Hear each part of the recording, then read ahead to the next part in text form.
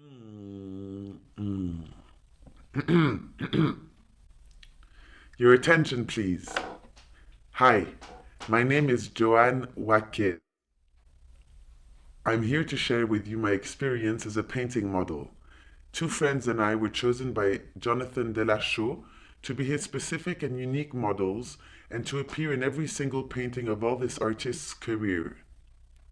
Somehow, we offer our image for a lifelong contract that may last until 2059, according to an Indian astrologist we've consulted together, the three models and the painter, in 1996. Today, after 14 years of work, there are about 200 paintings that shows Naima, Vasily, or myself, or the three of us, like on this first image I'd like to show you. It is a medium-sized painting that was painted with acrylic colors on canvas exactly 10 years after the whole process started.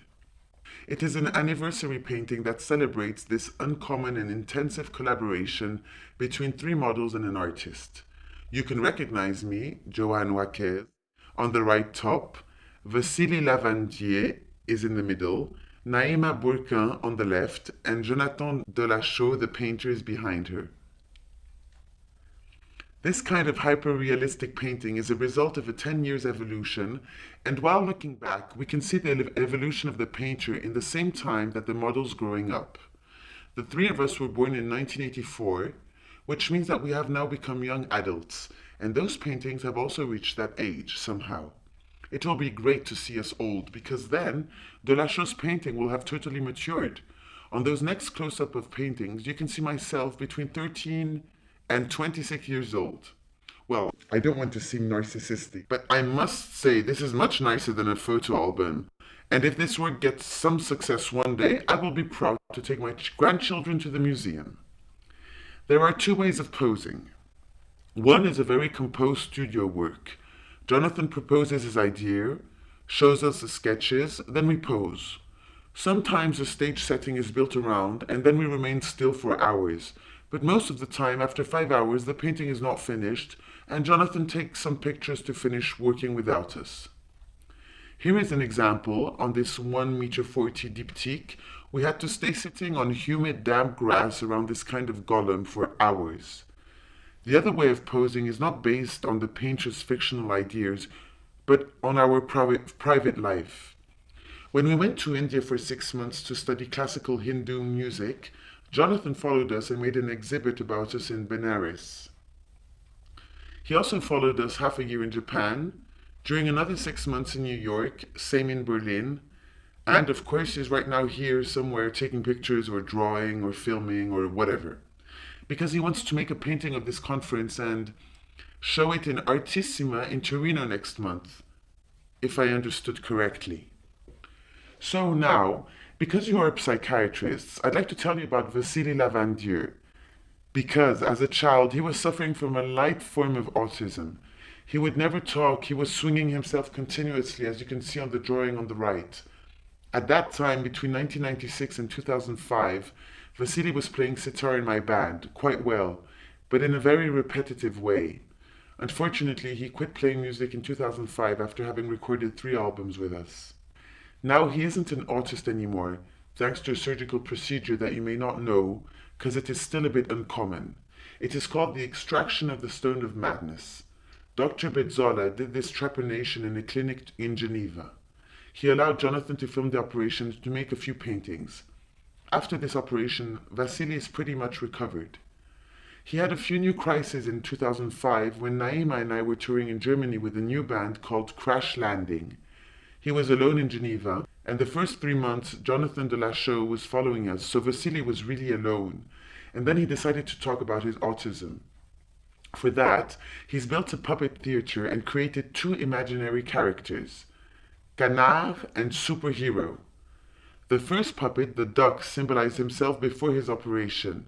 The second one, the little boy with a mask, was himself after the extraction of the stone of madness. When we came back from Berlin, Vasily was starting to have some strange behavior with those puppets. He was not sure about his identity. Sometimes he was behaving like one of his own imaginary characters, dressing himself like the puppet and changing his voice. This was a bit disturbing.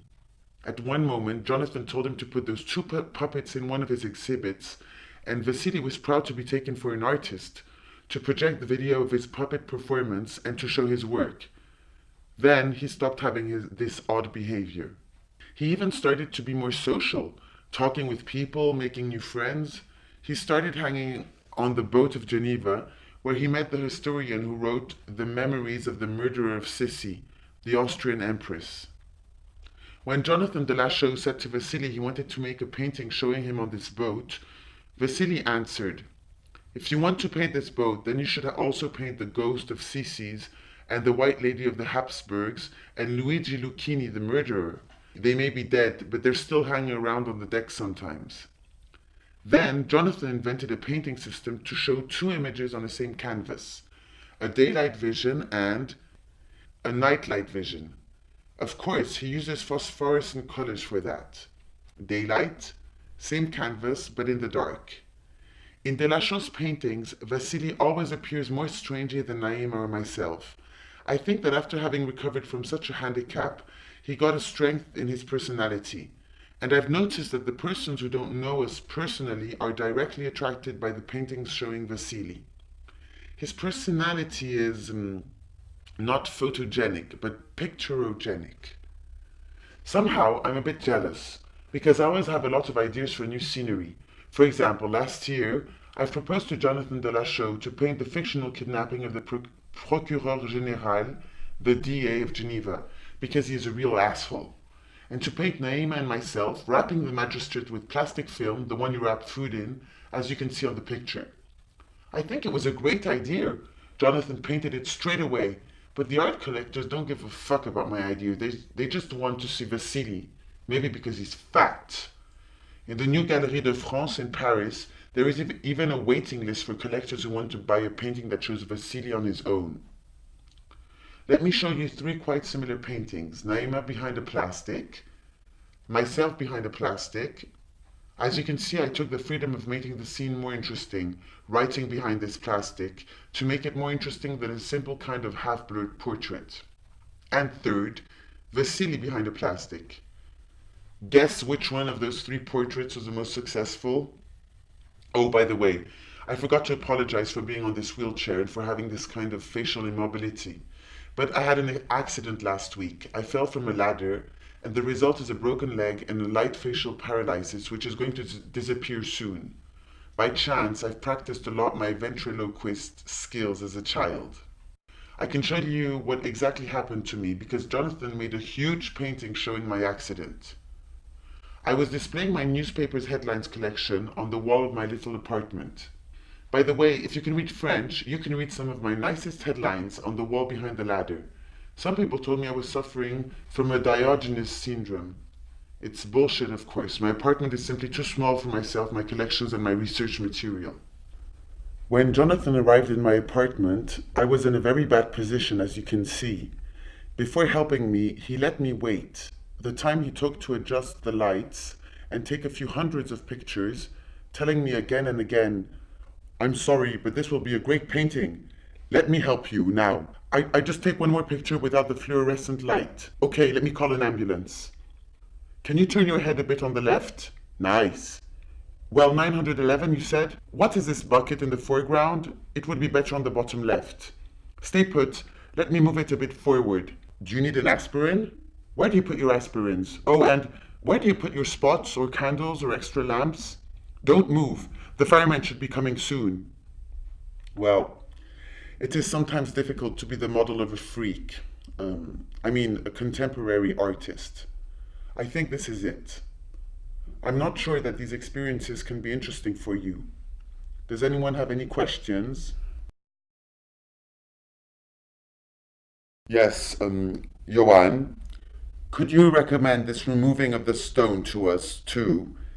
Because it's a very old method, it was already described by a middle-aged physician and painted by Bruggen, amongst others. So, could you recommend it to us too? Yes, I would definitely recommend it. It did a big thing for Vasily. I think that if you go into literature, you will find that in Brazil, they are still doing that.